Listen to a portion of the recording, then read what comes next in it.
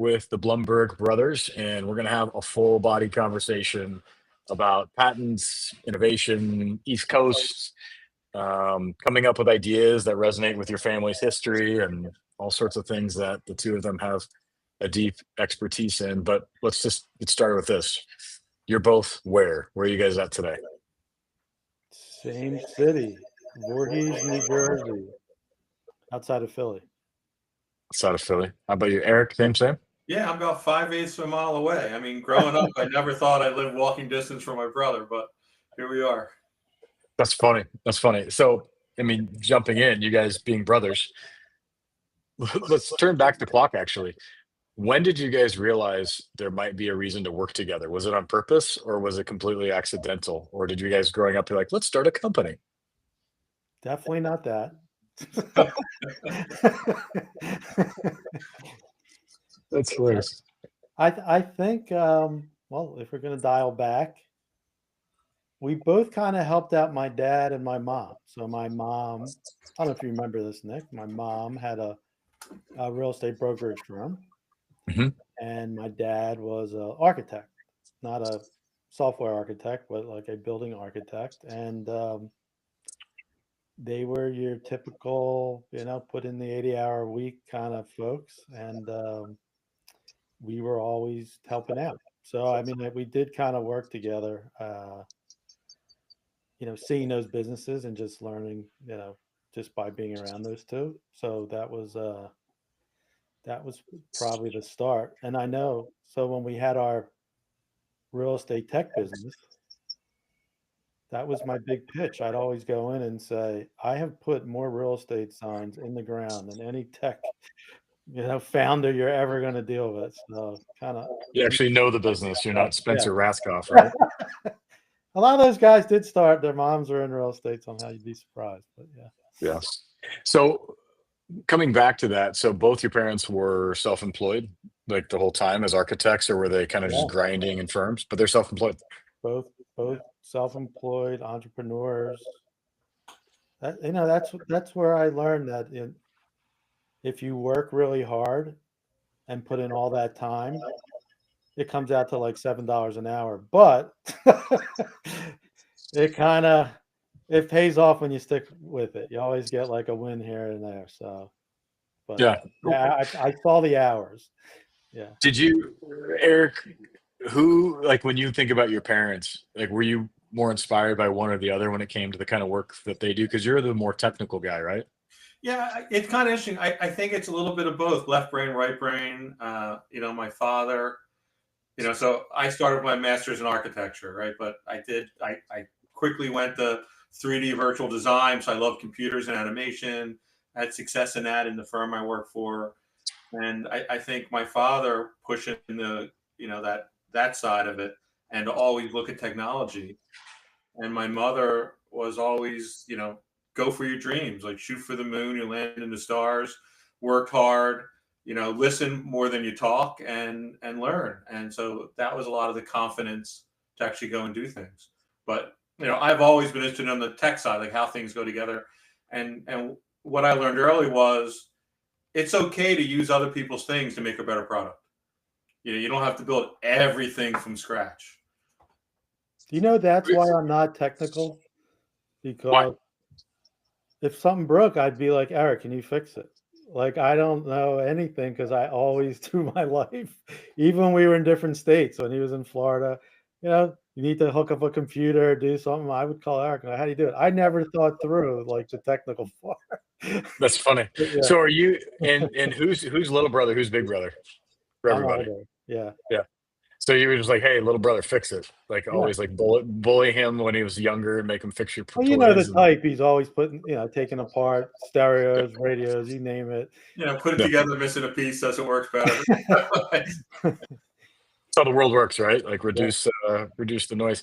No, you were saying something, Eric, about you don't have to invent everything, but kind of put parts together to build something potentially better.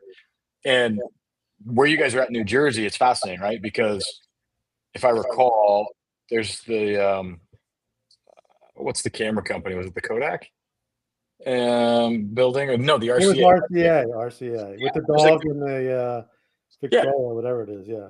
yeah. So like, there's RCA. There's like a pretty heavy history of innovation in the Philly, New Jersey area. It's not like Yeah. you guys are, Franklin, you know.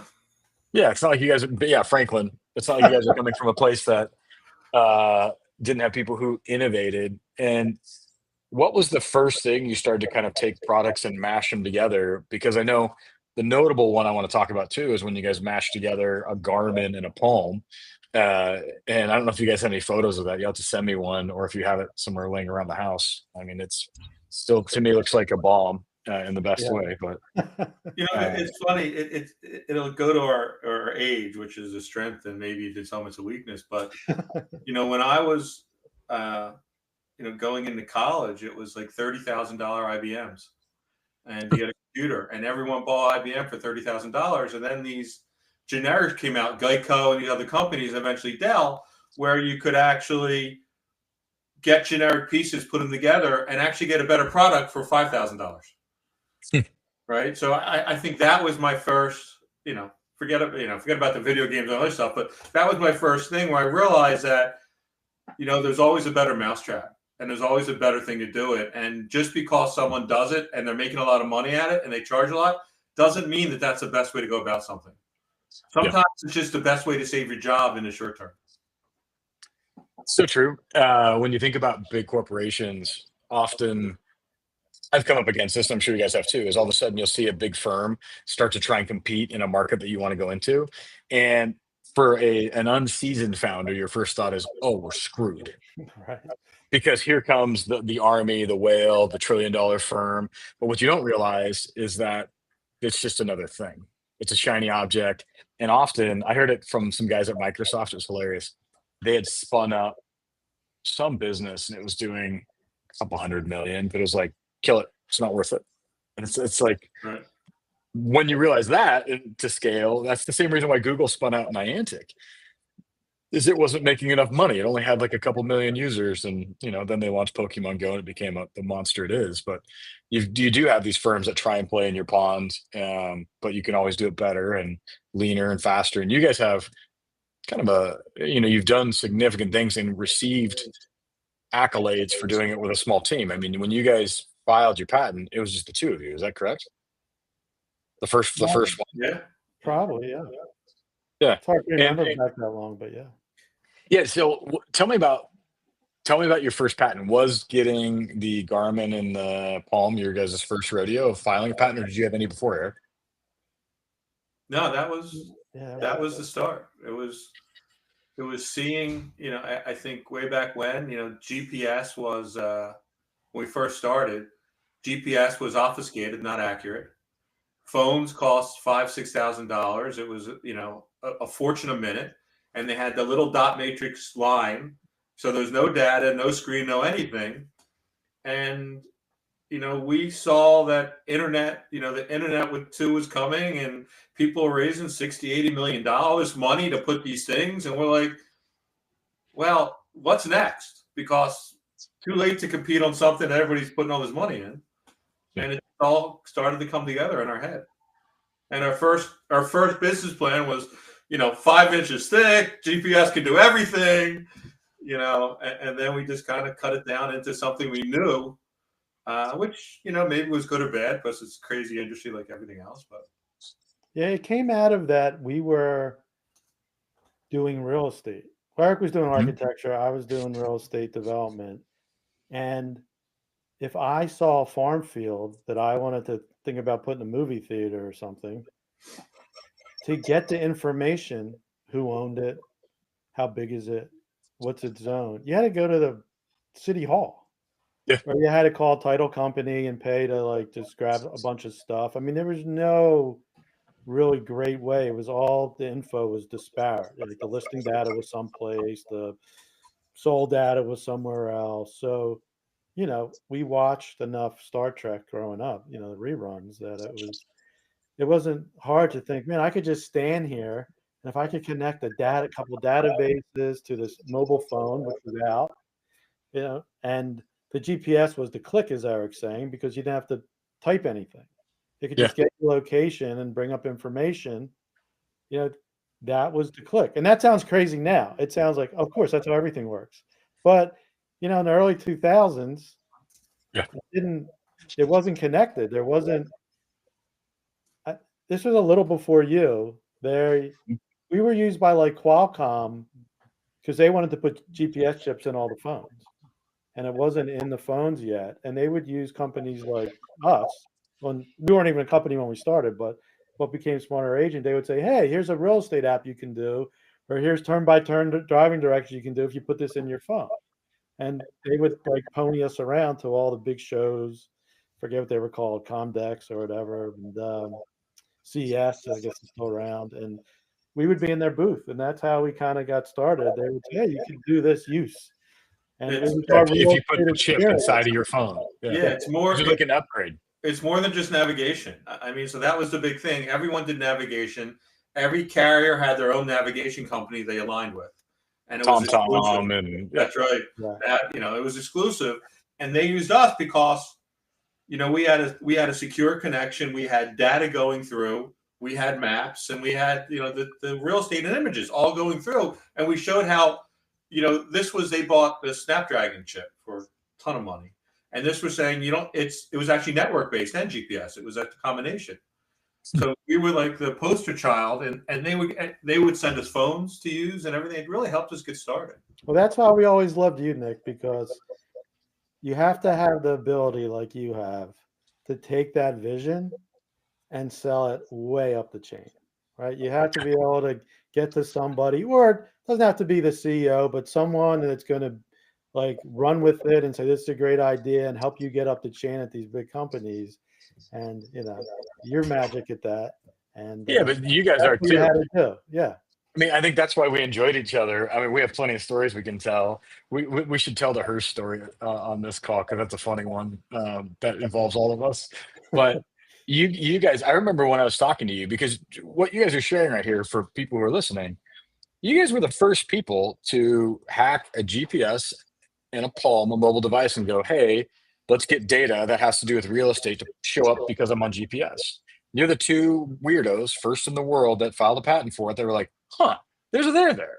And now, to your point, Eric, it sounds stupid. Like, it's literally, you can go outside now and, you know, chase Pokemon balls, and it knows where you are, and other people's phones. And there's people who've grown up with these tools, but like, it wasn't that way. And there's new things that are happening that are the next opportunities, and we can talk about Aster Key later. But I remember when you guys told me you guys got in a fight with someone at one of the big cell phone companies that was like, it's all about the minutes. And you guys were like, no, it's data. And people were like, no, tell us that story. Because it's so funny, because some people remember the minutes, and like, that's where you're getting dinged. And you guys were like, guys, it's data. Hey, you know, that happens all the time. I mean, that it was really, and it wasn't just like the carriers and the minutes. It was hard to sell the vision, because I remember talking to the great firms like a Sequoia early. And, you know, even then, I remember, like, everyone has these stories. I mean, but you finally find one person that believes in you. But, you know, really smart people would say, that device is too small. Like, you need a big screen to look at real estate.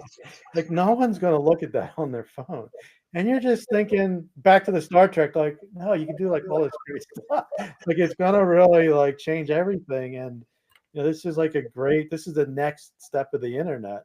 And it's, you know, when you don't see it and can hold it, you don't have a Steve Jobs yet saying, hey, this is what it looks like. And it's hard to sell vision. It really is. My favorite was the women do primary searches, and they're not going to be in their car with their kids in the car, driving around with their phone looking for houses. Never. It's never going to work. They won't ever do that. They're never going to use it. I'm like, okay. People using their phones in cars, Eric, what kind of an idiot are you? Like, that'll never happen. It's every stupid billboard now. It's like, stop texting and driving, you idiot. So who was the first person in the private sector? I mean, what year was this? This is like 2001, 2 that you guys first kind of pulled this off? I think we did a lot of like steps without thinking it was a company, just, you know, hacking around. It was probably early. And I think, I mean, we stuck with it for a while doing real estate. It wasn't like a real thing yet, but it Mhm. really wasn't until like iPhone time, like Yeah. 2006, 7. I think iPhone 8 came out in 8. That's when it kind of took out. We had a lot of years where we had the first product and we're getting some press and things, but mobile, you had to wait for the wave. It's like surfing. You can be out there paddling around, but gotta wait for that set to come in. So it wasn't until, Timing. yeah, it's time. Yeah. Because even though Yeah. we were the first free location-based app on many of the carriers on a Flip Razor on those phones, people didn't know they could do all that stuff on the phone. Yeah. So Yeah. You're inventing a market that didn't exist for Yeah. people. Right? It's Which I want funny. to say now that's really hard because we're trying to do it again, and I'm going.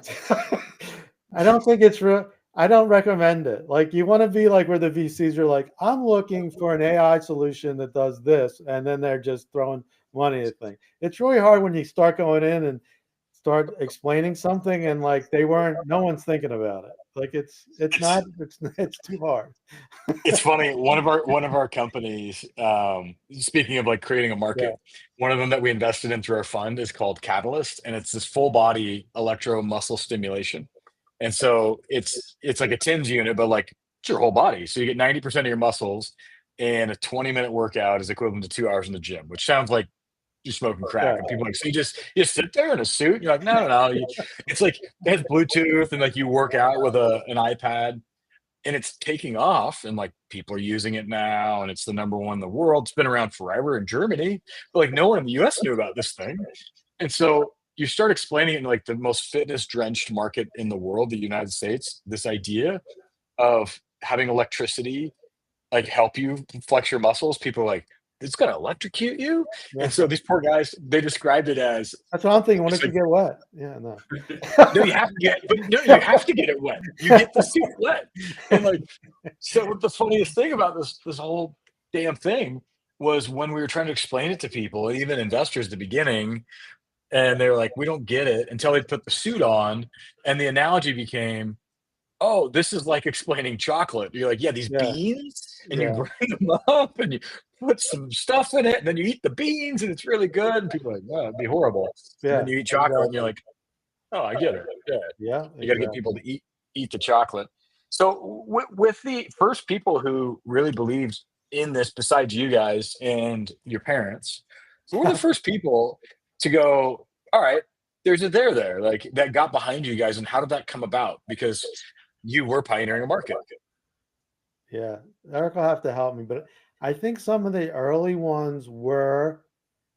I remember this guy. I remember his name. Arnold Gum was an attorney at Qualcomm, and I remember he helped us, and it was it was people in the space. It was a couple of the carriers. I remember. You remember Pete Disler? He was like head Sprint. of advertising at Sprint, which is no longer Sprint, but and there's just people that we would meet that would kind of be not afraid. They kind of as an entrepreneur, kind of people you love that they'll listen to you and they're not like poo-pooing it. They have an open mind, and then they kind of help you get up the chain. So it was like some tech people like that at firms we were talking to or would meet at conventions. Because Eric and I would, we'd take a booth at a convention and just people would come by.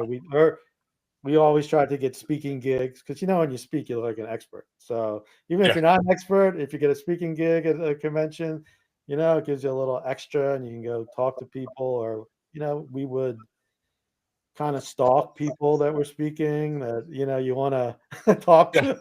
yeah. And Be around, like just be in the room. normal stuff, Right place at normal the right time. entrepreneur stuff. So it was that. And then the next phase was definitely the real estate entrepreneurs. Like, Mhm. remember that space. Those big brokers that like had the biggest Berkshire Hathaway, or I think it was called Prudential then in Florida or Philly, like those entrepreneurs, it's it's easier to sell an entrepreneur. Like a founder that kind of built their own thing. And I don't know if you see this, Nick. I find it way harder now. Like I do. I I mean, mean, I'm just talking. I find like the guys that started because now we're like in mortgage. they kind of hide out more. Like they're not the ones on LinkedIn. They're not. They have like people, but I kind of remember it was way easier to get to like the owners of companies. They were way more involved. And I don't know now. It just over the last 5 years, like I'm talking 15 years ago, it seemed to be easier to get to these people, and they were more open. But now they're kind of We're in surrounded this. by guys. Yeah. It's there's a theory called the dead internet, and I don't know if you've heard this one yet, No, but I it's kind of haven't. the idea. The dead internet is this idea that everyone's creating content and no one's watching it. Everyone's sending out AI agents or like chat bots to go like hammer on people, and it's just like bot to bot. And it's kind of comical, but it's fairly true. Is how many times have you been hit with stupid shit on LinkedIn or something that you're like, this is just dead. It's pointless. Like it's Yeah. another bot. So I do think people have learned how to hide that, and the art of business development is more about brand and less about marketing. And so, how do you pull people and attention to you versus how do you raise your own flag and like wave it in people's faces? Because now everyone's just hiding in the corner because it's, some sheik trying to sell them some oil rig somewhere, or some grandma got scammed on something. And so the world got smart, and we're in this messy. Maybe someday we're in a world where all of a sudden our AI agents can talk to your AI agents and bring us the best, smartest deals, and then we make a capital decision. But it's until then we're stuck in this. It almost feels like the Vegas Strip of like people just hitting their cards in your face, and you're like, "Oh, please go away." Yeah, I still think you that's got to bank a lot. I think you're right on the marketing, on the the brand and raising your yep. own flag. I do think there's also When you the guys, one-to-one. You you know, still you got to get to oh, know the decision maker. There's still yeah. that personal, like call them up, meet them at a convention, do something. Like you got to have the face-to-face or even the Zoom call. Yeah. How because you guys, you had when we first connected, I mean, you guys are pretty embedded with Keller Williams and some like big players in real estate that were like the decision makers. And so you guys went from like, hey, we got a crazy idea to when we connected, it felt like every, mafia don boss in real estate knew who the Blumbergs were. Was Right. that just a long slog, or was it like one linchpin that all of a sudden ripped it open? Because eventually I think like there's multiple acquisitions of the company in the real estate world, and I think at one point, I don't know what we could talk about, but like Zillow was trying to figure out how to go IPO, and can we talk about that? And they're like paying you guys off because you guys have the patents on things they're using, Yeah. and so they're trying to like figure out how to get a license, quote unquote, without It it was was definitely a long. I always argue with Eric because I wish we knew how to do things like those overnight successes. Those things that like you have an idea and it before you know it, it's like $1 million in revenue a week. Like I've never had one of those. It would be nice. These are definitely long slogs. Getting to know the people. There is a point where it tips. Where I think when we met you, like there was a point where once you get up one big one or two big ones, and then you become the de facto standard for that, it gets easier. But yeah, I don't know. We're not, I always thought like we're not smart enough to have those overnight successes. We just Part, know the slog. part of it was it's like a perfect storm of events that take a year or two to come together, right? So, when we realized we weren't a pure consumer play and we were B2B2C, meaning it was giving the broker something and the agents give out to consumers, but it's for the consumers, right? And it's not about them, it's about the consumers. And then it was the real estate market tanked. yeah. And it's That's the true. players that wanted a new shiny penny coming out of it.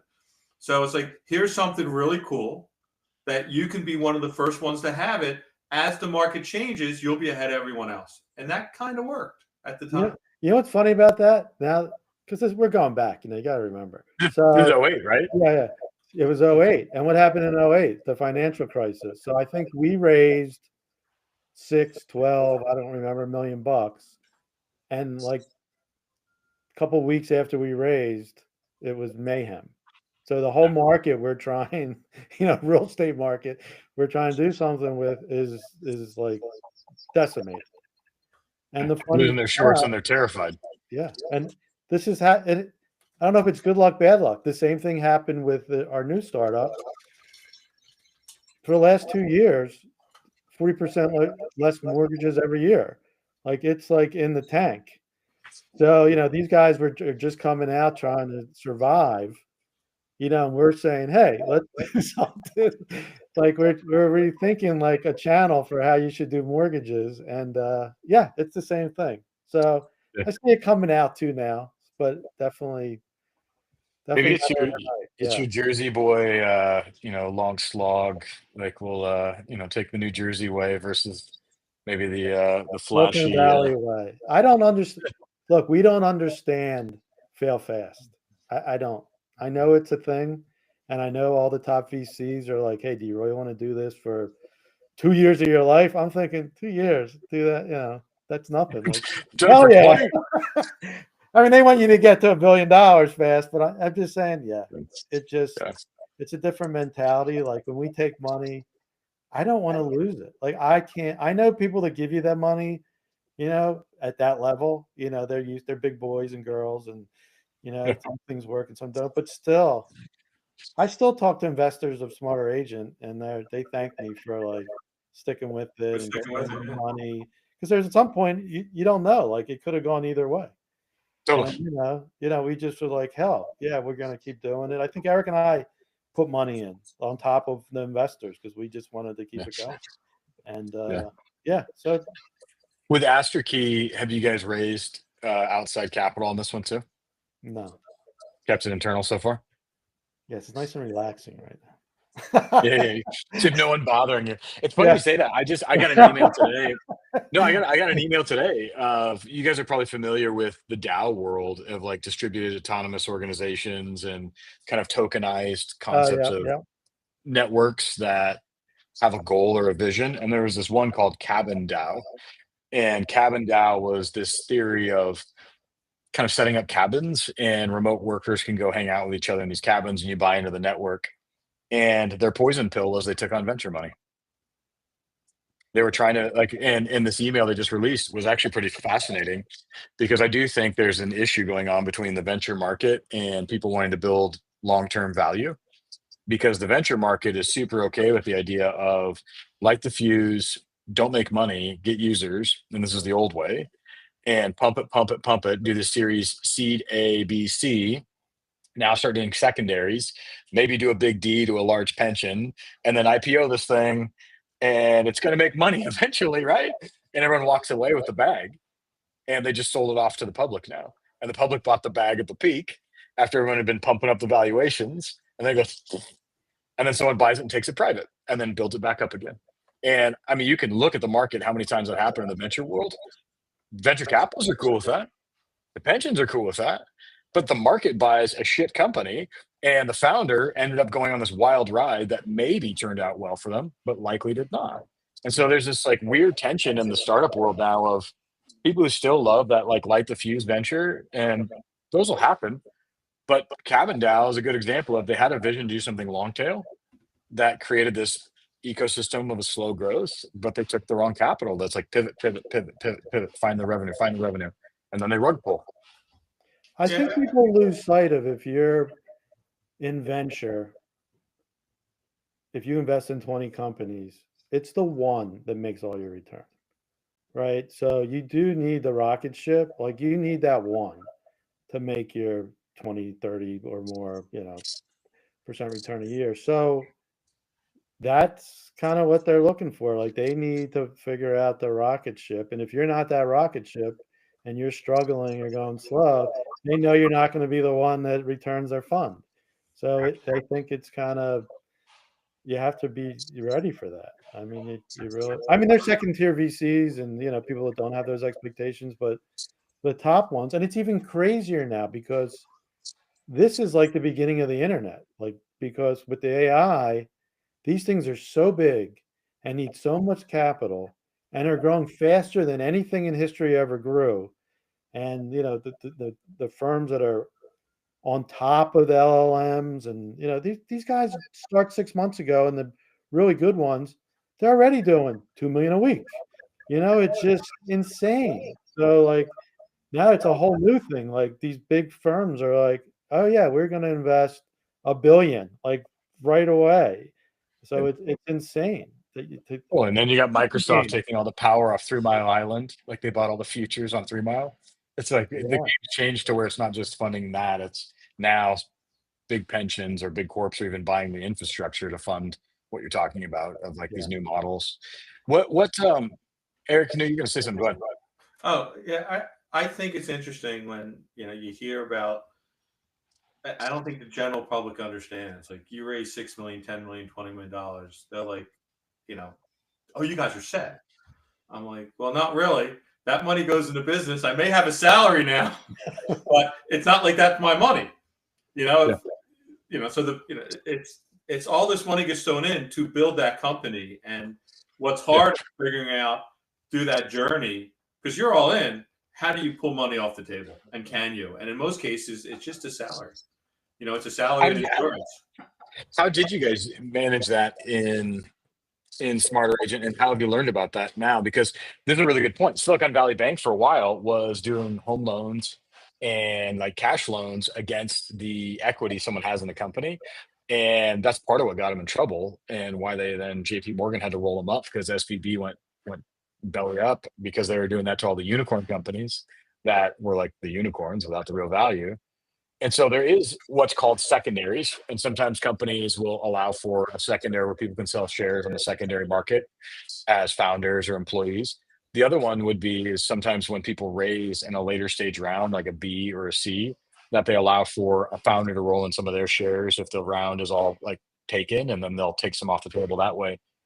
What have you guys done to like keep your shirt while you've been building this? Because you're right, Eric. You get the money, then the money goes into hiring the best people, buying the best infrastructure, having the best business development, not you're buying a Ferrari and your third house. Yeah, I think it's goes back to you said, what do our parents do? Like when I was working in high school, 20% of my paycheck went into savings.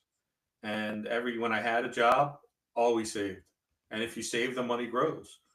And so we were able to kind of self-fund. Now if someone follows us when we do our third venture, so we did our first venture, stock market tanks, so we're funding it selling stocks that have tanked, right? We do our second venture, stock market tanks, we're selling it, and now we had stuff so long, we're selling it and paying capital gains and paying everyone. So I'm laughing. Well, if we do the third one, everyone should short the market when they hear we do it because they'll make money because that's our timing. But there's something to be said in a down market. There are some inroads because you are creating something different, and it's something that someone can use to get leverage or get other eyeballs because they're creating something different that'll help people. Yeah. Yeah. And no, you're right. And I think down markets, a lot of times people go into defense mode. And if you're in offense, that's a whole different game, especially if you have a little bit of a war chest to take it slow and be thoughtful. But how have you managed, family dynamics too? Because you both have families, like you have kids, and you not only are you a family running companies together and being co-founders multiple times, which is unique all on its own. And so I'm sure there's been fights and conflicts as brothers, and like how have you guys navigated that? How do you manage a board? But like, how do you also raise kids in a way that you go to bed and you're like, all right, I didn't screw it up too bad. So Like, I did something at Smart Age. I'll never forget this conversation. We were at a board meeting, and I think my kids were just getting to the age where they could do like youth sports and things. And I remember telling the board, because I was working my butt off, that we were working all the time, and like all entrepreneurs. And I said, look, I'm going to coach my kids. Like, I'm going to, like, at a time, I'm going to coach their teams, and I'm going to, get to the field whenever I have to get there, 6, 7 o'clock, and I'll be home by 9. And, if I don't answer you, I'll check back in, like, at the end of the day.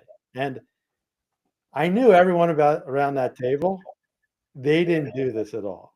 Like, I knew every one of them by this point, and I knew they were all like work monsters, very super successful, but they most of them didn't do stuff like that. And how do they respond to it? 201, they said, you should do that. That's the best thing. I mean, they all told me to do it, even though I knew they didn't do it. And they were all telling me stories how they'd go up to the top of their office building and one could see his kid's school, like, and he would kind of watch some of the soccer game from up on top of, the 30-story building. And like I knew they all told me stories, but they all encouraged me. So I like It's good. that dynamic where you take time, you do what you need to do, then you get back to work. But that made it for me. Like I was always with my kids. I always knew their friends.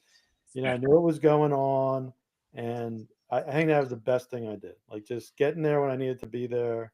I don't believe in life work balance. Like you're never going to get me to be one of these like, life work balance. Like I calm down by working and keep on top of stuff. So, I'm one of those work to live, not live to work guys. But just a balance. My kids, I was always there. They know it. They're going to do the same thing. We talk about it. They're both in college. Even the hard stuff I made them do and the crazy stuff, they It's good. appreciate it now. So yeah, it's all good. Eric does the same. So Yeah, is that what you did, Eric, or did you have any like Yeah, special I tricks was, that you? it was different. So, my kids are a lot younger. So I got 11 and 13.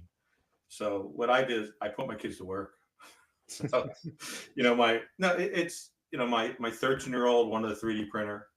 So we taught me how to save. He has a piggy bank. He put money in. He's never allowed to touch it.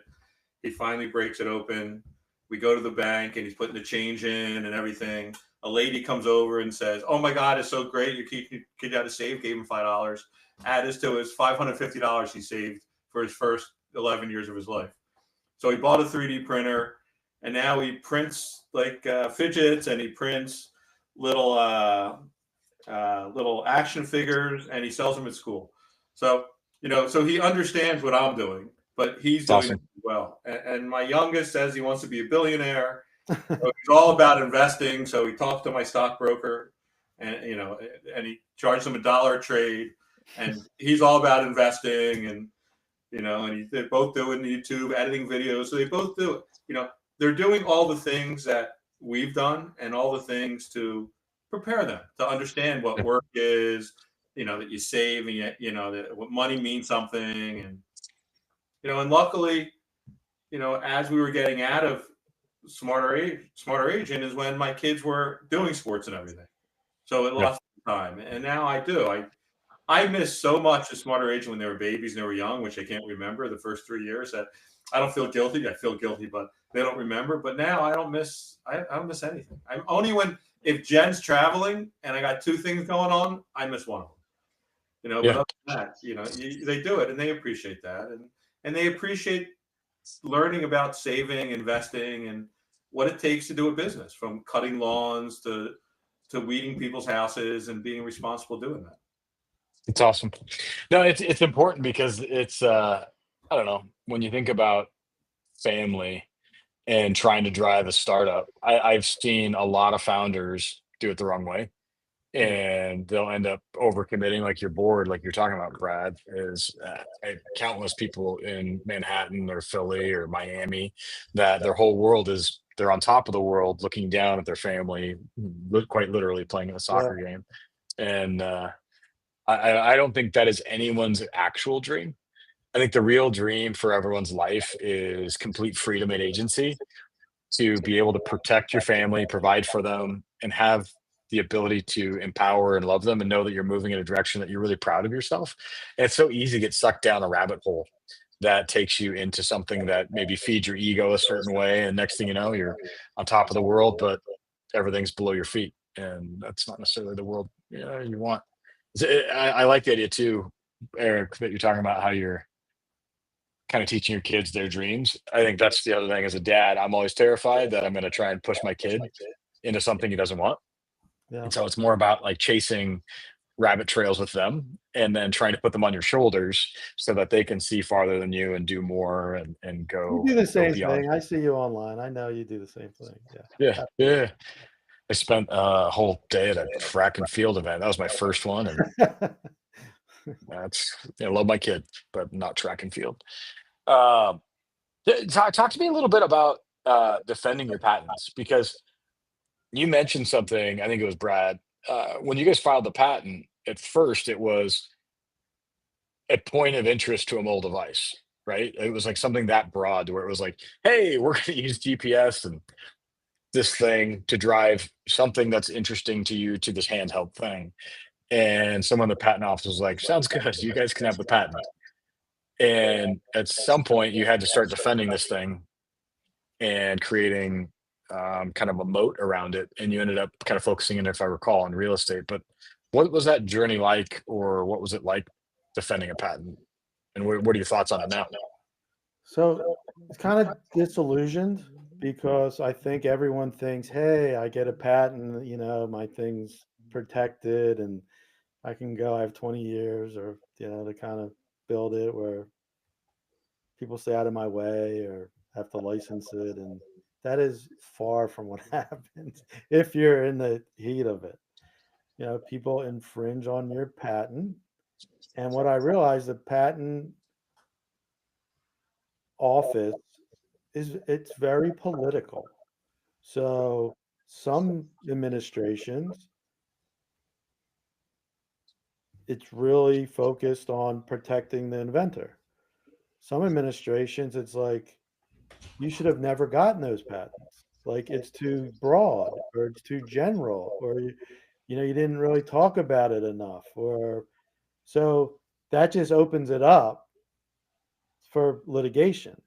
And we had a board and they wanted us to definitely Fight. protect our patents and fight. And I was okay with that in the beginning because I didn't know what I was getting into. I kind of knew, like, I'd never been in a lawsuit anyway, and still never been in a lawsuit. That's my only ever lawsuit. And we tried to defend it, and you would go in, and it was even crazier because the patent office, all another company had to do would have to say, oh, that's too broad, or that should never have been issued. And there's a procedure, they can just throw it back to the patent office. And then you would go to a court made up of patent office people, not even to a real court. Like the first step was, and during one administration, it was like 99% of patents that got thrown in back were invalidated. They would say, oh yeah, we shouldn't have issued these patents. They started making these rules. Number for like a number of, I'm going to say this was during the Obama administration. I don't really remember who, but it was around that timing. And so I remember our first patent, and we're sitting there, and I heard the other side. I think it was Zillow. I heard the other side give their argument. I heard our attorney give our argument about our patent. And I remember thinking, oh, we crushed them. Like, crushed them. Our guy was so much better. And I have, a couple of our investors, some of them, like billionaire level. Tell me Ira was there. Yeah, Ira was there. And so really quick though, for those who are listening, Ira, probably one of the scariest humans I've ever met in my life. I remember shaking his hand. No. This guy is like wrestler, Jewish, like parking garages, just like East Coast monster billionaire. And like the best. And I remember when I met him the first time, his hands are huge. He was like wearing a suit, and we're like in his building looking down on his empire. And I remember thinking, like, I'm not often scared of men, but this man scares me. And he loves He's the wrestling. best. I have to say, having his name is Ira Lubert, and having Ira in your corner is the best thing you can have. He never gives up on you. He's always got your back. The best partner you could ever have, get aligned. It's all true. And he was. I do believe he went to the Olympics as a wrestler. So that is true. So, I didn't even know that. I knew he just backed Wharton's wrestling or UPenn. Now to imagine you've got this guy sitting on the bench next to you as your attorneys are like defending this. Oh, we thought we won, but what it was when we got the patent, I forget the term, maybe Eric remembers, but we said the GPS would get your location. I think we used the word proximate. Proximate to the home, meaning you'd hit a button, it would kind of pull up where you are and give you the information about the real estate around you. Like you're driving around, walking around, you're standing there. That was the intent. This entire patent argument hinged on the word proximate. Proximate could be you're in the United States in New Jersey and you're proximate to California. And we were like, no, that doesn't make any sense. Like we knew, like you had to get the thing in the real estate right in front of you. It doesn't make any sense. So they And didn't. it was like, you know what they used to say? They would argue like how many angels can fit on the head of a pin or whatever. I'm listening to this and thinking this is the most insane argument I ever heard, but we lost that over the word proximate. Yeah, it was the most insane. It didn't, the whole process didn't make any sense, and we had to go take that patent back in, redo it. I mean, I'm talking spending millions of dollars on these things. So it was just, and we had like 12 patents, and it was such, it's more like the patent guys are like personal injury attorneys. They're just trying to go in and get hits of people. And I wanted to win. Like, I didn't care about $50,000 here, $100,000 there. I was like, no way. Like, I want to win. Like, I don't want people to be able to do what we're doing, or I want to license from us. Like, I want it to be like the guys you hear about, the guy that invented the windshield wiper or whatever, and he has to get paid. Or Like, BlackBerry. yeah. But no, it did not work like that at all. And it was just a.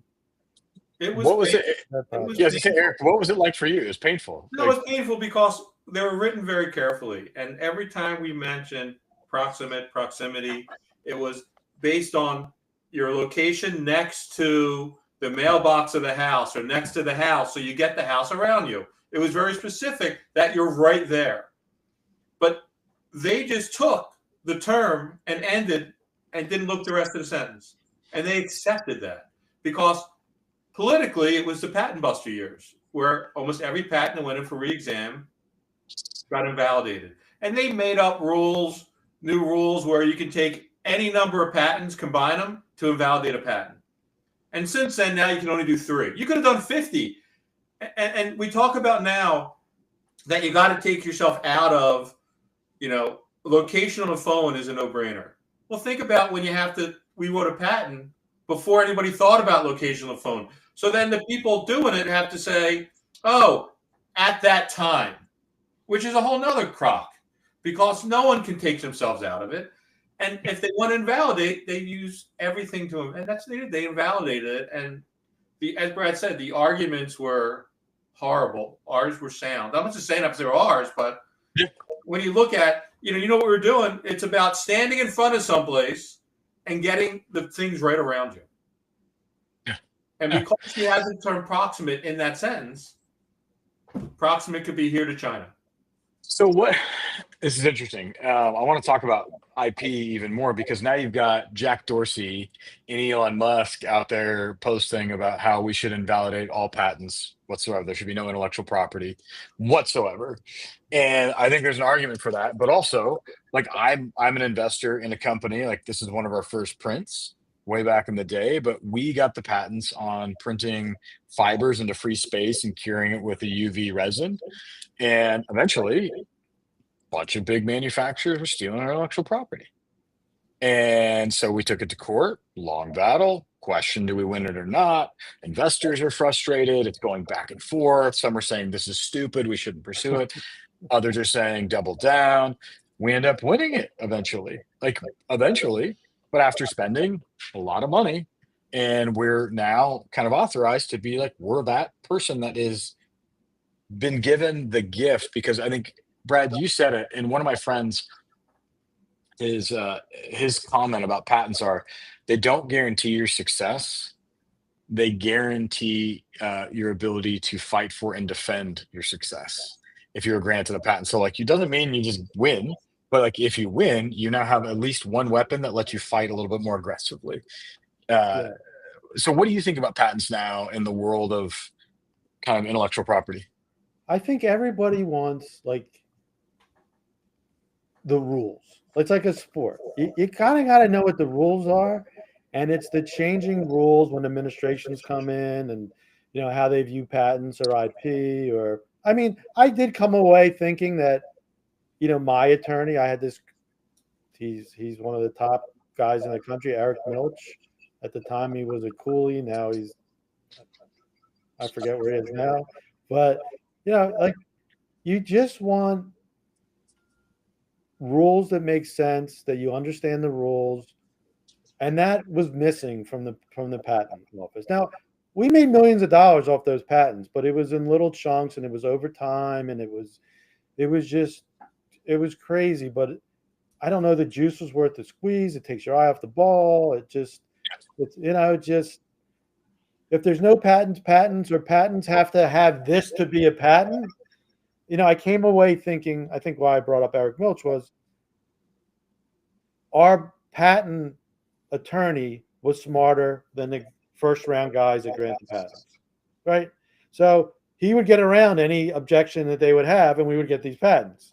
So, to us, we were just racking up patents. I mean, we had a dozen patents. We would keep adding to them, and it's like, okay, wow. And in the end, I started thinking when we were fighting these, I'm like, oh, yeah, you don't get the real smart patent guys till later, maybe in the patent office, after it's on re-exam or the attorney or and then you get to a judge who doesn't care about any of that. He's just trying to make mincemeat out of the whole thing. So I found it's frustrating. I think people just want a level playing field, and Would you guys have been able to go like Google when I look up Google Maps?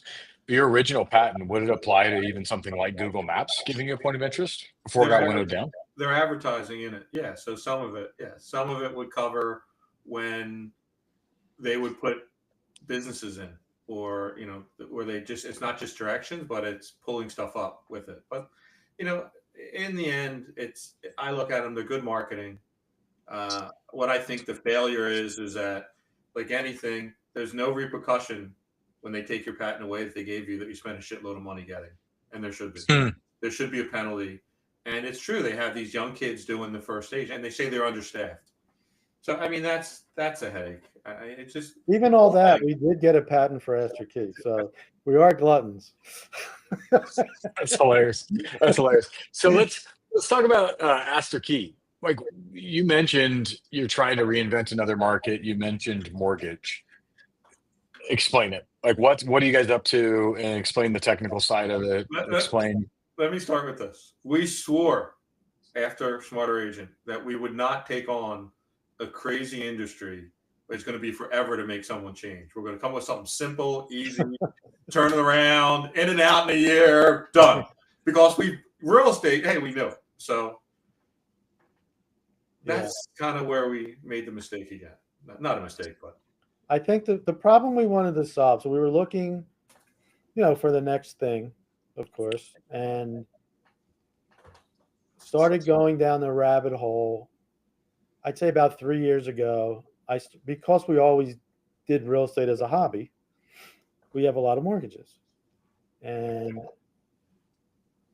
I started realizing that I was getting letters in the mail from someone along that chain, either the lender or they gave it to Fannie and Freddie or a title company or a credit bureau had data or the marketing firm that they shipped my data. Someone was sending me a letter saying, we're sorry. The data that we've been holding for you, it's been hacked. We lost it. Sorry. And I probably saw it more than most because I have, multiple relationships. And I started thinking, what the heck is going on here? Is this a data? I was looking for something to fix. So I'm like, is this a database problem? Why do I keep getting hacked? And even though I have a mortgage, it's more like, oh, here's my stuff. Just give me the mortgage. I'm not thinking about all the hops it takes or where's it go. And I have some vague, understanding of the mortgage process. And I realized that it gets passed around so much when you do that mortgage application to so many parties with shitty databases and all sorts of crap that it is impossible to secure. So I came away thinking, okay, if someone tells you when you apply for something, it could be any product, any financial product, auto loan, it could be a credit card, that data somewhere, someday, may not be the day you do it, could be 5 years from now, 7 years, because someone's still holding the data that they really don't need, or then they want to market for you forever. That trade, which isn't a fair trade, you wanted the product, you gave them your thing, that the companies don't really respect your data. They just look at it as their data, even though it's your data. And I was like, I don't like this. Like, I don't like this, the way it works. I started thinking about with Eric that why do you need my name like to underwrite me? Like, why do you need, if I give you all my financial data and it's anonymous, you could still underwrite it. Why do I have to give you everything at the same time? And why do you have to keep it in one gigantic massive database with 100,000 other people's stuff? Well, Like, millions of other people's stuff. That's the problem. It's like a big. so we always say it's like that bank robber quote where they ask him, why do you rob banks? And he's like, that's where the money is. Well, if you're a hacker or a foreign government, when you get in, you're not going to like just go after your one stuff, Nick's stuff. You're going to look for a database with 100,000 people in it. And that's what you're going to break into. And that's what's happening. And it's a little out of control. I mean, whether it's medical or financial information, I mean, on the black market, on the dark web, 50 to 2,000 bucks, depending on how complete your profile is. And if these guys are playing the long game. If they can get a little bit here, your name, social here, bank record there, they're compiling it. Like, it's a real thing. So I just thought, okay, let's fix that. Like, how would we? It's a small thing. Yeah, small thing. We want a big thing. Like, that seems like something that, needs fixing. And we just broke it down. We were like, all right, how would I do it? Like, how would I do it differently? I don't have a big database. I'm not a mortgage. And we say mortgage because that's the most complicated, right? A credit card's easy, auto loan's easier. It's just, but getting a mortgage is a very complicated. Oh, what I've learned is overly complicated process. Lots of hands in. It's a great system, but it's an unsafe system. It's, secondary mortgage market, investors coming in, it's getting packaged, sold. So it's very, something only Wall Street can love, but it's overly complicated. So is AstraKey then an anonymized financial records database that you can kind of open an API to, in essence, that you hold your info and allow people in and out? Or is it, how would you describe it? We went to all of our roots. What we came up with was the only way to fix it is to decentralize it. And the most secure device everybody has to decentralize it is your phone.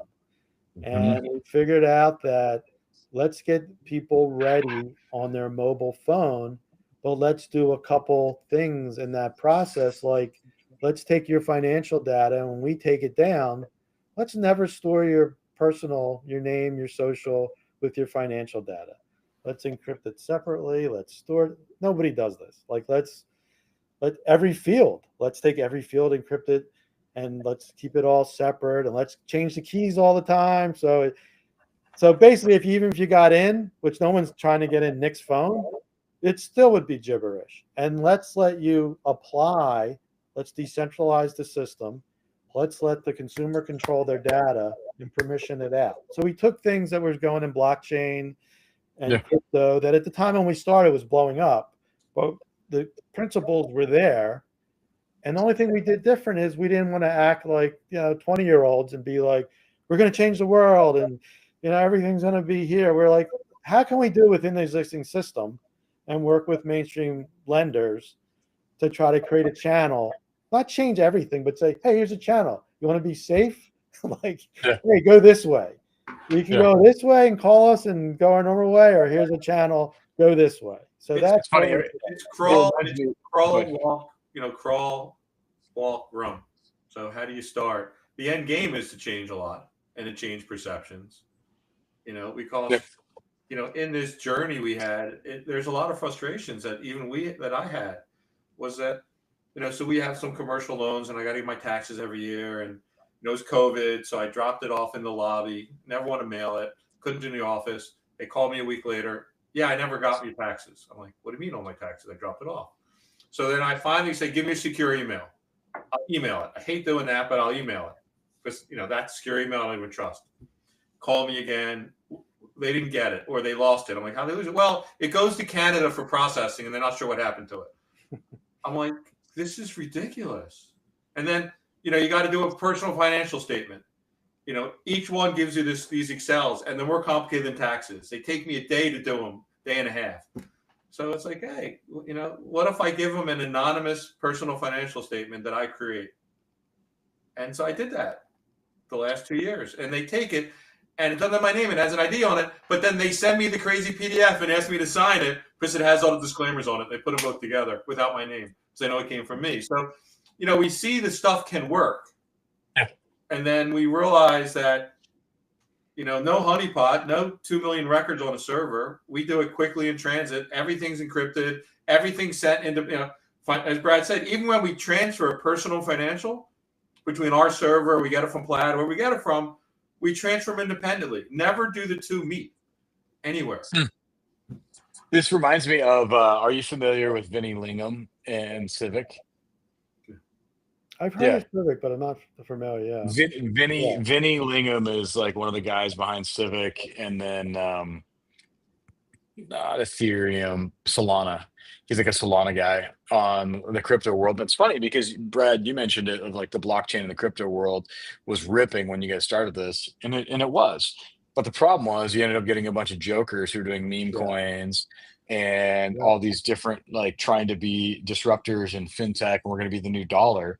And what got lost was the promise of a secure, better internet that had better technology, better ways to browse anonymously, better ways to pay for access and getting in and out of things, to where it's like we all carry our identity and we can open it up kind of how we want. And I've always jokingly said the real promise of blockchain is an obfuscated China with a carrot. Because you have China with a stick with the social credit system. Yeah. But if you have the China with a carrot, you can kind of open up your data when you want a benefit. Yes. And then you can shut it back down, and you can even keep it anonymous to where they can't even see who it is. I think you should be able to take it back. That's the problem. I'd use this as an example. Imagine you go to buy a mattress, and I have a bunch of sleep data on my Oura Ring. So this thing, Oura Ring, founded by some rad dudes and some wonderful women. That you and Eric always have all the gadgets. Everyone. Yeah, Let's I have go. my Samsung watch does my blood oxygenation, does my sleep, does everything. It does Same. And so, except for mine's a ring, so I don't have to worry about all like the crazy, like a big watch. And so I don't wear it to sleep, but I wear this to sleep. And so imagine this. So all that data, I have my HRV, my blood oxygen, my when I hit my lowest heart rate, all my steps, like all my stuff. And I have an API, I can give it to my doctor. So my doctor can see all this data on me, which is pretty rad. But what if I go to buy a mattress and I'm like, all right, Serta or whomever, Purple, or like whatever the new magic company or mattress companies are, I could open up my data and go, I'm going to give you my data to use for a 3-year period. I would like a 40% discount, and then shut it off after the 4-year period. That's the promise of all like this decentralized blockchain world. Yeah. What we don't have instead is we're still stuck in this world of kind of garbage internet, and people ruined blockchain for now. But I think it's coming back, because also the other thing people don't like to talk about is your data is used to judge you on a daily basis. And if you think about, we have a big issue right now in the United States around like immigration and what should be happening around data. The truth is we have shit data on immigrants. We really do. And how cool would it be if we could actually have like really good data on like the projects they're working on, the goals, or different, even like financial data that they could open up from an anonymous database and say, cool, you passed. The truth be told, go try and immigrate to New Zealand. You can be too poor or too fat and they won't take you. Quite literally, as a country, they have data that says you have to be below a certain BMI and have a certain amount of money in your bank account. That's some strict immigration rules. We're like, head on home, fatty. There's people who've had to lose weight to immigrate there, which is funny to me. And so, I think about these things like what you're building with AstroKey, Civic, all these new tools that could actually have secure data that allows for better decision making on mortgages, immigration, applications, college enrollment, that you don't even need to know who the person is. I think it's going to converge. I think now we're looking at, I was just telling Eric this, blockchain, mobile, AI. I think all these things that were a little disparate are going to merge to create something better. I think, that some of it was, each thing held back the other a little bit, and I think those big gigantic trends are Yeah. gonna start converging. And I like the blockchain and the security, kind of the missing piece in AI, Yeah. because you're still, yeah, that's not the main thing. Even though they're just gonna think there's AI that comes behind it and protects it, maybe. But Yeah. I still Have think you that's have you the guys big been deal. tracking BitTensor, which is decentralized AI? And it's pretty interesting. There's a token called Tao, TAO, or like Yeah, I DAO.com. remember. Yeah. Yeah, so like CEOs, CTOs in the basement here. Oh yeah. And Oh, that's yeah, cool. legit. And so like BitTensor, you've got like Chamath and Calacanis and all these and David Sachs talking about BitTensor as decentralized AI that can be running these inference engines, that it's like running with a whole group of people doing the work. There's really interesting promises coming together. And to your point, Brad, I think the messy explosion, might we say, of old school government cobalt technology is creating a weird window of opportunity to reimagine, how do we track entitlements? What do we do for distributing Social Security? How do we reimagine all these things to give more data protection to the user on the end, but also give better inference to our governments on trends, on patterns, with being able to look at anonymized data that's accurate and high fidelity coming off of cell phones. I mean, there's so Yeah. much you can do around this. And it's not big brothery, actually. It's like government has all sorts of stupid data on this. And right now, it's pretty dangerous how it's managed. And there is a promise for mortgages. And I do think, as messy as things might feel politically right now, what a wild time to rebuild the stack. Well, I think all the tech guys know that, cutting off all the money to all these big bureaucracies, you got to get a little smarter. So even though I don't think anyone likes the process, I think everyone knows that when you have to find out solutions, like all entrepreneurs, when you don't have a lot of money anymore. And I think that could open some things up. So I agree. yeah, I'm hopeful. I mean, our side with Build Cities, Eric, you'll like this. We just moved, so it's a blockchain based platform, and we just moved our database to a graph RAG. So you can visualize all the data that we're putting together for each city. So geography, users are encrypted, but you can see the users' projects, industries they're in, the phase that they're in, what skills they've used, what skills they've learned, what events they're going to, who they're connecting with. They give updates on their projects, like an LLC, patent, first customer, and their little journal. And then they're getting little information on training and introductions. So you're starting to put together this corpus of data around all of the potential innovation economy, skills, and new startups tied to a city and or network. So you can start to visualize and chat with this corpus of data on potential of a town's economy. You know who doesn't have that? No governments. yeah, And the ability for, as a user, to be able to immigrate to a new city or a new state or a new country and say, I'm a badass, check out my data. Currently, you've got states paying you to go move there if you're a remote worker, like 10 grand. But what if you could all of a sudden say, by the way, I've hosted all these events, I have these patents, I've learned these skills, and I'm involved super actively in my previous town. You want me in your city. And now we have a whole reimagining of potential taxation and ways to give grants to people to move around, and economic development flips from being foreign direct investment. Instead, you're investing into your base in a whole new way. But it's again a reimagining of data sets that are secure. yeah, makes sense. It's also a really What do you good. It seems like it generates a really good support system within the community as well, because you now know who can help you, and if someone's coming in, it's like targeting who they fit best with, and maybe they can get a couple sponsors instead of one. But just within the community, you're trying to do something. Who else in that community can help you Yep. get to that next level? I knew someone that once tried to do something that would connect you, like even like on LinkedIn, where you don't know if Yeah. people go to a convention, and it'd be nice to know who's around, who's there. That stuff. That's Yeah. good stuff. Yeah. It's funny, the newest iteration of this. Speaking of, Eric, of accelerating people, I was talking to a national government and some of their politicians, and it wasn't the United States. I'll just say that up front. And one of the questions was, it was dealing with immigration, of how best to integrate people and we were talking about it from an economic perspective. And currently, a lot of people who are refugees aren't allowed to work in these cities. Yeah. And so you got people literally showing up who are doctors, lawyers, bankers, super smart people sitting around on their hands trying to figure out how to plug in. And then you have the locals who are like, these jackasses are doing nothing. And so we started talking about what if you could create the data tools that connect people so that they can volunteer, you can see how they're engaging and help them.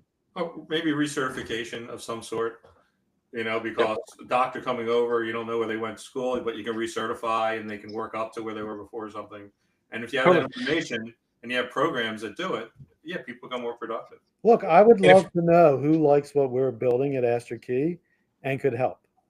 That's still a hard problem. You'd think that'd be easy, but it's because there's people sitting around and be like, I'd love to help, or I like that problem, or, I don't know who those people are. I mean, it's hard to find them. Yeah. You should put, it's funny. So we've got a bunch of AI and mortgage people in our community, and we're about to open up the whole new project database, but you should put Astor Key on build.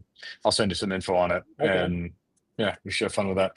Tell me about the Philly world and the Philly ecosystem from two lenses, because I kind of want to talk Philadelphia, because one of the things I like to talk about on the podcast is cities and kind of like the evolve moment, right, of them all becoming a thing. And Philly's had a long history of becoming a lot of different things. And I think some people talk about Philly negatively. I met you guys in Philly. I love Philly. I think it's a great city. But I also think it's gone through its struggles, like most major metros, trying to figure out how do you deal with homelessness? How do you deal with, people trying to fit in? So on one hand, how do you do the startup scene of Philly? Because it's still arguably not on the map in the biggest way it could be. And then on the other hand, you've got the whole city as a whole, socially, economically. How is it working right now? Or what would you guys do different being long-term kind of Philly proximate residents? I'm going to tell you that we are out of the loop of the Philly startup scene. So I couldn't accurately, I know there's that technically Philly, the paper, but we are suburban guys. Just two old guys building some technology on blockchain. Sounds like what I don't know who's doing what. And I think it's because there's not tons of money flying around. So when we do go look for money, I don't know that, I don't even know who in Philly I'd go to for money. I know who the real, first round's still the player out there, aren't they? First round's still a player, but I don't know anything that we do. I don't know that we ever fit the kind of venture model. I think we're kind of out of that. You're going to go back to Ira, aren't you? Would Ira play with you again? Probably not. No, I don't know. No, Ira's still my partner. Like, we own stuff with Ira, but no, I don't. That mentality of, in Philly, first round still king on the top. But I mean, they're looking for a certain type of founder, and I don't know that Eric and I, when we get to your 50s, I don't know that people are like, oh yeah, they're like really, crazy. I think it skews younger. And I think that's a problem, because I can probably eat most 20-year-olds lunch, but I do think it's kind of a mindset. So maybe, I don't know, maybe that's my own little, maybe that's not true, but so we do our own thing. Like, when I need money, I'll go out and find money, and like, we build stuff up. And I'm not even though I started in urban real estate, that was my thing. I built urban real estate. I was all about cities. I don't know if you remember, I have a master's in urban planning. Eric has a master's in real architecture. Like, we come from the built environment and cities and economic development, but even with our real estate, we just do our own thing. Build a building, find a tenant, next. I'm not involved. So yeah, sorry. No, Eric, what are your thoughts on the city of Philly? Maybe I love the city. I mean, I like it better than New York. It's a walkable city. Me too. I love when people come. I love giving tours. Betsy Ross's house. The first post office, all the Ben Franklin stuff, and Liberty Bell, and good food, good alcohol. It's fun. It's a fun city. I agree. I agree. I think it's a sleeper East Coast city Yeah. from most people's perspective. The other thing I loved about it, and I'll just little shout out to Philly, is just that its proximity to DC and Manhattan, Yeah. to Yeah. where you're kind of in between the two, and then you can slip in a little Boston, a little Princeton if you need. It's a good hub if you're going to be on the East Coast, I and remember don't you want were to all wait. about the loft, man. When you rented, you wanted a Yeah. big old loft like there's no tomorrow. I remember Oh yeah. that. Yeah. It was like, all right, I'm like, it's like big. Like I'm out there like playing around.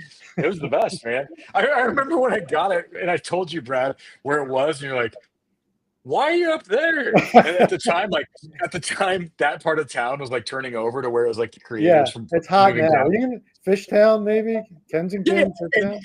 yeah, fish town. And your exact words, Brad, were, why are you moving up there? People ain't go up there for hookers and drugs. All right. No one's ever going to be able to watch this podcast. Okay. It's just like, because it's like what you knew that part of town for. I'm like, I moved there, and I'm sure it made a great impression on me, for you on me. But no, it was like it's the hot spot now. It's a cool It is a place. hot spot now. Yeah. You're a Yeah, trendsetter. Always were, Nick. Yeah. whatever. What Yeah. what do you guys see? I guess like as you're thinking about raising capital, how do you think about raising? Because many people have never raised venture funds or non-traditional. Let's just call it investor capital. I think is a good word we could use. And this is I think a really important part of the conversation here. You guys have raised venture, you've pitched venture, but you've also raised what we would call smart capital, Yeah. patient capital, or investor capital. That's very different. And so, one, you think different about that capital. So when you go out to go raise, how are you going to do it? What form? Is it going to be debt? Will it be a convertible note like a safe? Will it be a price round for equity? How do you think about pricing the value of Aster Key? Because this is a weird one, and right now the venture Yeah. market's super weird too. You've got the big players in Silicon Valley, and then pretty much nothing else. Yeah. So we'll do a couple safes. Um, I would love to get a few of the largest. I think the thing we didn't do with Smart Agent that I'd like to do now, I'd like to get some of the larger mortgage guys to come in and do a safe because Nice. I did I didn't like the way that ended, where we were acquired by one of the big firms and then everyone was running on us, and then they took, I don't want to say delight. I mean, but they kind of controlled everybody's data in the end, and it would have been nice if everybody that was big and made us had a piece, and then they would have even whatever happens, they would have got a piece of it. So Yeah. that would have felt better to me. And Yeah. and I tell you what, that's a Philly thing, and maybe Northeast. That's just like the thing about Philly that's great with all those things but I can attest to is just the people and the attitude and how to be like a stand up against all odds kind of person. Like that's a Philly thing. Like you got a friend in Philly, he's always got your back. I mean, it's Yeah. just that type of kind of thing. And so I didn't like the way that ended. I have to say that. So we'll take some safes. I would like them to be from people we're doing business with in the beginning, and then we'll do a smaller seed. But I'd like it to grow that way. When are you guys going out to race? Do you have like a target you're looking at? No, I'm kind of well to do like the more venture round. I'm just in my mind. I'm thinking fast growth Hmm. users, fast growth customers, or paying if it's B2B. So Yeah. it just we're baiting. I have customers and I'm paying customers, but I haven't tried to like really ramp it. Yeah. So when we get to that, I know that's what you need. So it's like I'm at the point where there's no stuff like going around saying, super fast growth, So it's Yeah. just, yeah. So we'll do some saves, people that like us. I've done that already with people that we know. So yeah, Nice. Yeah, and SAFE is simple agreement for future yeah, equity for those who don't know, but it's a debt instrument that usually has some preferred conversion terms. So then you're buying debt into a company that either gets paid back when they close the next equity round with interest and then usually a premium kicker, or most often if the company's growing, people want to convert the debt then into the equity of that We've round. actually done a little different. I think we've taken like the Y Combinator form and kind of Okay. and used it a little bit, but we really don't look at it as debt. It kind of works. If we raise, you get exactly when we do our first price round. Like you come in exactly. I think there is a little maybe premium to it because you were a little early. I don't know if it's like 1.2 or something, Yeah. but yeah, but it's definitely, we don't look at it like that. Like if it doesn't work, it doesn't work. If it works, your equity goes in what With the everybody price else's, with a little yeah, bit of a yeah. little bonus, maybe. Cool. Very cool. What when you think about Eric, when you think about the technical side of this, what's been the hardest part about trying to understand the data? Have you architected all this yourself, or did you guys hire a team? What did you do? No, a little bit of both. I mean, the hardest part was when you think about everyone's system runs off, put everyone's data in the same place. You can do alerts, you do everything, you control it. Now, when you don't have to control the data, so for us, it was how do we put all the data on someone's cell phone that we don't have access to and still do everything? So it's like flipping the whole switch. The consumer controls it. The consumer controls when it goes in and out. We know nothing. We store just about nothing on our server that relates to you. How do you run a business that way? So learning that was really fun for me. I mean, that's, it's like I'm dyslexic, so nothing's a Have you problem. guys? No, Are you but really one of dyslexic? the things is nothing's a problem, right? So you always have to think out of the box. Nothing scares me. It's always think out of the box. How do you do something? So it was just, solving those problems, and the same thing. It's just, and then solving it affordably. Like you mentioned earlier, we went against Zillow. We had 25 people and we were loading data faster, more accurate than they were. I mean, the stuff that you can accomplish. And then, like Branch IO. I mean, we did the seamless branding. They raised $400 million. I say now, the mistakes that you learn, but we should have split out pieces and resold them.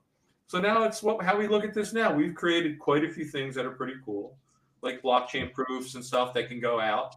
But that's a big deal. You talk about your ring and your data. One is it should be anonymous, and two is when you send it, how do they know what you sent wasn't modified? Well, with blockchain proof that's verified at each hop. So when Brad talked about your data goes to 7 different places, all the mortgage will say, "Oh, it's impossible to track the data." Well, no, it's not. If you have the source of trust you start with, and everything gets validated from a central blockchain proof, every time someone touches it, it's the same and it hasn't been modified. So it's those types of things that they're fun problems to solve. Yeah. Expensive. Yeah. What do you see? Expensive. Yeah, but what do you see? Like, have you guys thought about, as you're talking, one of the things that comes to my mind is almost like an AARP play, where can this become like a tool that who gets charged for it? Right now, the lender. We want the lenders to pay us to have this channel. And what we're basically, okay, it even sounds crazy when I say it, but I want to hear this because what we're telling right? lenders is start with trust. You make a big deal, like you call yourself Granite or First Trust Bank, like start the conversation with trust. Let someone get lender ready. You don't have to know who they are at first. Give them the tool to get all their data ready. You can talk to them anonymously, like we have, Eric invented this email that goes back and forth, and so you don't know whose it is. Like we're saying, you can have these new customers, or even your existing customers, if you want to give it to them. They'll come to you when they need something. There's regulatory things you have to say who you are. You can't get anonymous mortgage, but the first hello doesn't have to be what's your name, what's your email, what's your social, what are you doing? Send me your info. Like it's a little much. Like just and could it be? Hold on. So could it actually be like a bank could have all their customers choose to use this, and they don't know who's who in the zoo, and or new customers as a way to go fishing in the market to get people who might be home loan ready or mortgage ready, and now they're coaching people anonymously and it takes away a fear from the consumer side, because really it sounds like the problem you're really solving is less about data and more about ego. So I think sometimes new lenders or new people are actually afraid to do this stuff. And it could be interesting. There's probably a play there of letting people anonymously do the whole credit check without it hurting your score. And this way it could be like, am I house ready? Like, am I house ready? And So like there's what something would you there think about it? around. You can do your score and get it in your Aster Key app. We just tell the lender it's 780 and they don't see the data, but we tell them it's verified. Like we did it. So we're just trying to get the consumer to get everything verified, true on their phone. There can be some self-verified stuff on there, like we don't do divorce, payments yet. You can just say what it is. I mean, it's all going to get checked.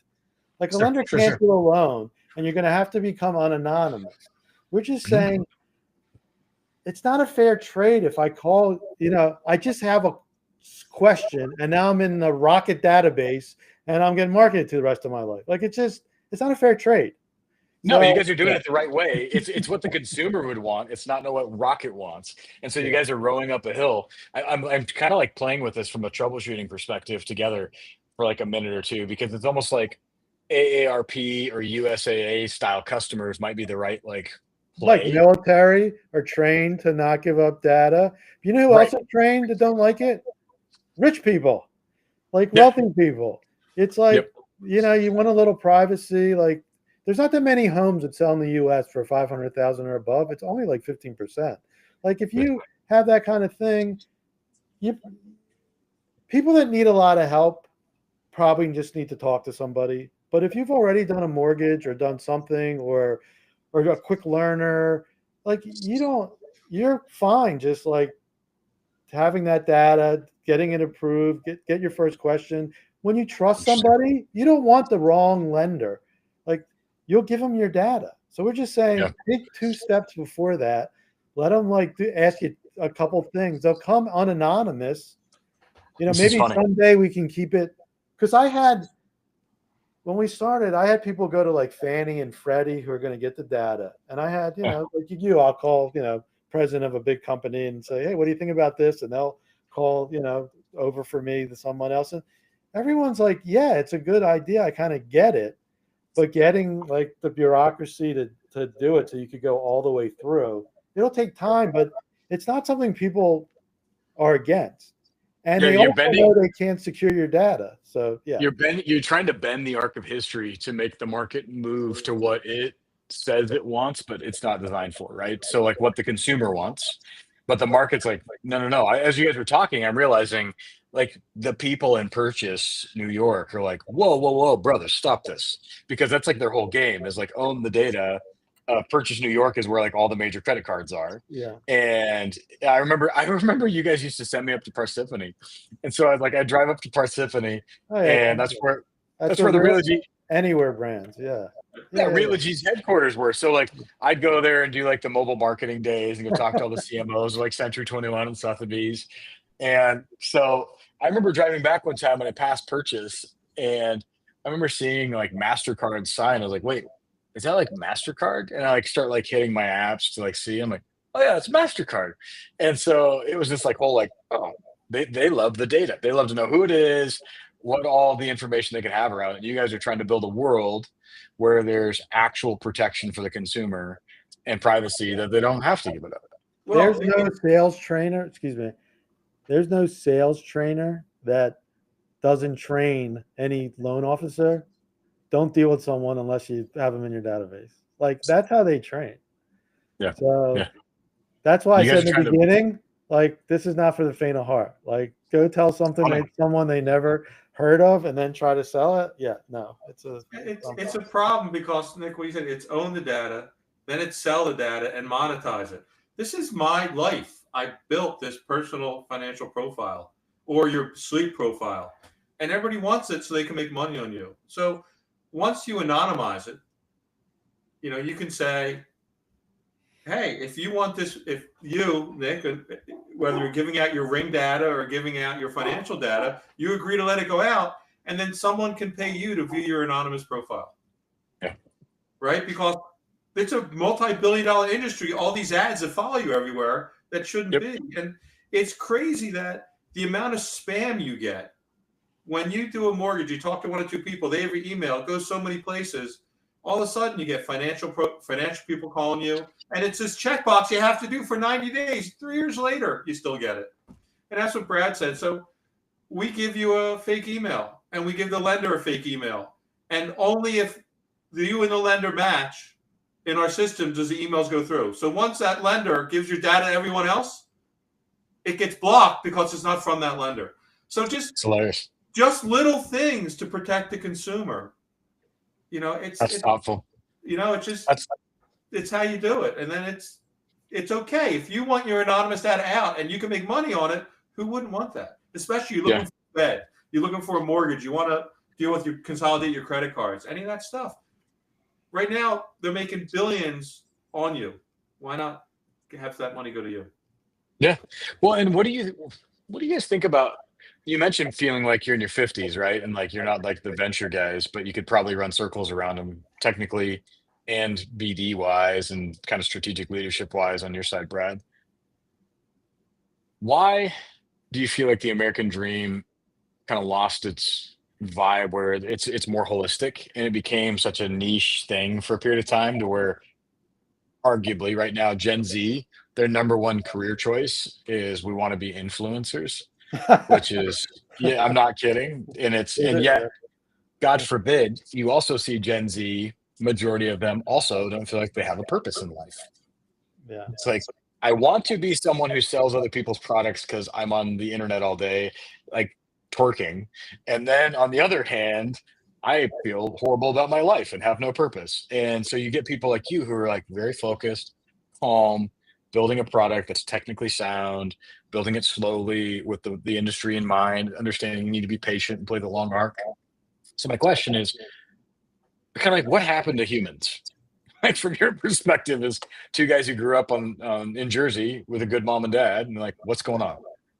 Oh, I still look. I believe in the American dream, man. I never gonna get me off that. I just think we're in a place where if you can align it right, and some of us are luckier than others, like you said, mom and dad working. I mean, look, ahead of the game. I mean, Warren Buffett always says, luckiest thing, born in the U.S., right time, not 100 years ago. So I think the arc is still okay. I, I, and I think we'll be okay, like as a country. Yeah, I think there's some, more than me. That's what you focus on, but there's still imbalances and people lost and aimless. But I think we'll get to the right. We'll get there. Yeah, but We'll always get there. if you look at how many people actually start a business and take that risk, and it's normally when you're young and you can afford to lose everything. Yeah. As you start getting older, you have family, kids. You're like, how do our kids deal with it? Right? We had that conversation. Then are you still willing to take that risk? Have you been prudent enough with saving or doing something that you'll still take that risk? You can still lose everything, right? So, and I think society-wise, when people look at when you're older, they're like, oh, they have a family. They're not going to, they can't be all in, right? So there's stereotypes when you start getting older. Yeah. Do you perceive that you guys are all into on this one? We're overall in. Good. As usual. Like I said, my 11-year-old keeps asking, when can I buy stock? So I got my family drinking the Kool-Aid. In Aster Key. Yeah. He's like, when That's can I buy awesome. stock? No, That's awesome. look, you hit it no matter what you do as an entrepreneur, unless you had a gigantic $50 million hit. Like you're always taking it to the edge. Like I think about that all the time. I'm like, okay, I could have like retired a little bit, could have stepped back and just played with real estate. Like sometimes I'm like, okay, why did I do this? Like now that I'm, 7 figures in, it's like, okay, like, but you got to finish it. Like you can't stop, man. Why do you think? So this is an interesting conversation. Why do you think you guys keep showing up to solve problems? Because if a lot of people are lonely and unhappy with their lives, and yet they have their career paths or whatever, like there is something about building things that people love, how would you describe it? Because Shark Tank's a popular show, Yeah. Dragon's Den in Africa, people love to gamble, and it's because I think there's like an opportunity to like hit it big. And so there's like some intersection there of opportunity and like ego, but you guys have been serial founders and you've invented things. Like what's your answer to that of this is why we show up and we can't stop. This is why we're addicted. I think the hardest thing is to get from like zero money to, I don't know, you call it what you have in the bank, 50,000 or 100. It's like, that's the hardest part. Like wherever you start in life, like some people start, you're already at the 50-yard line. You already have either family or something, or you worked or you saved, you got lucky, whatever it happened. Like you have a start. Like you have something like some stake money or grub money or something. The hardest part, I think, like most of the country, you can't get there. Like from zero to having money in the bank. I know most people don't have a rainy day fund. Yeah. It's like that's the hardest part. So when I think, like, I'm not saying this just because we're friends, but I like that you're out there solving that problem to get people from there to there, because that's the hardest problem. And if we solve that as a country, it's just easier. It's easier for me and Eric because we do have that. We did start at the 50-yard line, and maybe we got to the 55-yard line on our own. But, it's just, you have a little ability. We both have great wives. It just, things worked, and I would love to see everyone have that opportunity, to kind of get from zero to the 50-yard line. Like, so, that's why I love watching you. I'm not just saying that. I mean, I love appreciate people that. that are really helping to do, because that's the hard part, and that's the big country, that needs to solve that problem. Well, I think a lot about it on the ends of safety nets and how do we create a stronger safety net for people taking risk. And it doesn't mean we should, underwrite everyone's decision, but I do feel like often the last couple of years of high school and even some community college and some of the entitlements and some of the government R&D dollars kind of feel like they're kind of wasted. And is there a better way to structure that capital alongside of corporate R&D and maybe some philanthropy dollars to create some incentive mechanism that starts to underwrite and de-risk early stage entrepreneurs across the country, not to make some lazy hammock for everyone out of entitlements, but instead to be some incentive that kind of pulls them forward in a more effective manner. But if they fail, their whole life isn't ruined, because I think that's the fear for a lot of people is like, if I try this, everything falls apart if I fail. No, I think you're right. It's also political quicksand, because our first hire was an lieutenant colonel from the military, and it was all about the check boxes, and then it was about he tells a story that if you have a $50 million budget to run these data and run this data center, and because we were building a data center and a thing, right, and we were our thing was going to be $500,000 a year. Someone's doing 50 million.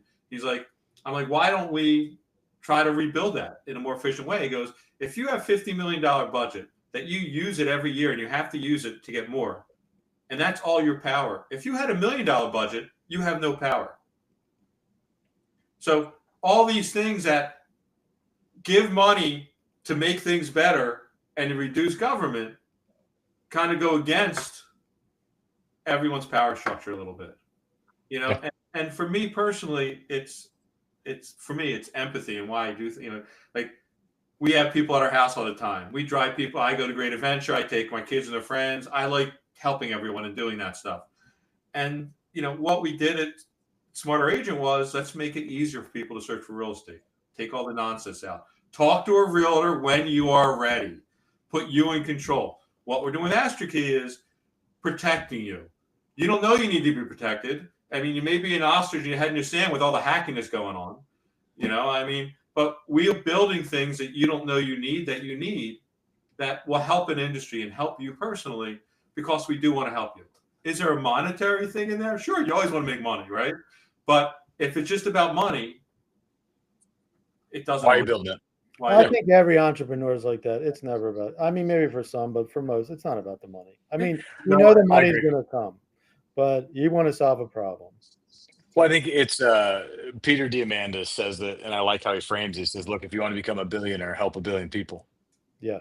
And if you can help a billion people, like you've got an answer to their problems. And in this situation, I have my own kind of framework how people find their purpose of what they should be creating that they think would add the most beauty and the most value to the world. And this is a good example of the two of you is, you should look internally at your life story of what's given you a lot of insight, expertise, curiosity from your family, their jobs, their careers. For you guys, it's real estate. And then in some fashion, you have this collision course of technology. And so you've done multiple startups around the real estate space because your lens for the two of you has been built on this world of real estate. And so you are probably the only guys out there thinking, what if we did a decentralized, device for mortgages, and yet it's something that the world needs, and that's the most beautiful and the most valuable world you could imagine building based on your lens, which then also gives you the grit and the drive to go through the shitty days because you believe in it and you believe it matters to the world. And if you win at it, you should receive the value. In the same way, you watched your mom deal with real estate world and you went, you know what? I wonder if GPS could use the thing again. So Yeah. you guys have a history of really shipping things you think that make the world a better place, which is 100% the best entrepreneurs. Yeah, I think it was Ben Franklin, maybe Edison said, I didn't fail 1,000 times. I learned how not to do it 1,000 times. And I think that's part of it. It's that there is no failure. It's you take in and then you learn and you reposition and you keep going. And you can't beat yourself up. Yeah. No, I agree. Well, this has been a blast, guys. Do you have any ways people can find Aster Key? How would you send people to find you guys or get a hold of you? If people are like, I own a mortgage company, I want to invest or I want to use it, like what would be the best way? Yeah. Well, you can email Eric and I, Brad at Aster Key or Eric at Aster Key, but you can download the app. It's in the iTunes store and Google Play store. So if you want to just see how it works or get started, you can get lender ready. There's a couple lenders in there, our beta lenders, that you can do a real mortgage and you can do a financial statement. You can keep it locked down. And there's a website, asterkey.com, and all the places. Awesome. And for people who want to download Aster Key, it's ASTERKEY. Yes. And when they do this, for those who don't know, they're going to be using blockchain technology, correct? It's on the back end. You don't see it. Yeah. Yeah. No, I know that. I know that. But I want people to understand they're using blockchain technology, encrypted, decentralized blockchain technology for their financial data. And this is important because a lot of people feel like you have to download some wallet called Rainbow Kitten from the internet, which is like all these crypto wallets, and they don't understand the world of how blockchain actually matters. And so this is a good example of letting people play with the toy, in essence, that shows them like it's not some sort of thing that you have to be, crypto punk kid who has NFTs to use this stuff. Yeah. It's just like it's pretty easy to use. I mean, it's a simple UI. If you ever use Venmo, we use Plaid, to link your bank accounts, and we can only pull. That's right. We can't pull, we can't transfer. So it's only read only to get the data in. And so we can say, hey, verified by Plaid for, Nice. stuff out. So People that like us say it's the best UI in mortgage. So it's real simple UI. It's just pretty easy to use. And the reason I said about the blockchain is the original idea was that we would send the lender the blockchain proof and they would never have to even touch the data or see the data. But no one can use that. So although it's running in the background, it's Maybe someday. you can't use it yet. But well, we it's can the do same thing that, I say it all the time, it's crawl, walk, run. So, what we do now is not the end game that we want to do, right? It's just how do you get people in? We love to pre-qualify people anonymously, but regulation changes for that. Someday we'll see. This might be an administration, that's open to crazier ideas to try new things. Who knows? But crazy. yeah. Look, I'm here. I'm here for it. I'm here for it. Like, I think like him or not, the one thing that I think is happening is there's a lot of grenades being thrown, blowing things up. And so we've all hated the system for most part. A lot of people have. And so, I don't know. I guess we're going to see what comes out the other side. And hopefully you show up to build more beautiful and valuable things to fix the system in a way that you believe. And that would be the really cool democracy that comes together out of this thing. Everyone always complains, but now that it's getting blown up, everyone still complains. So It's time to build, baby. Let's build. Build Back Better got real fast. Yeah. Oh, that's funny. Well, I really appreciate it. Hopefully I'll run into you guys out in Philly sometime soon. Call us when you're here. Thanks for all the time. Okay. Bye-bye now. Bye, Nick. That was awesome, guys. I stopped. Oh, I'm with Austin.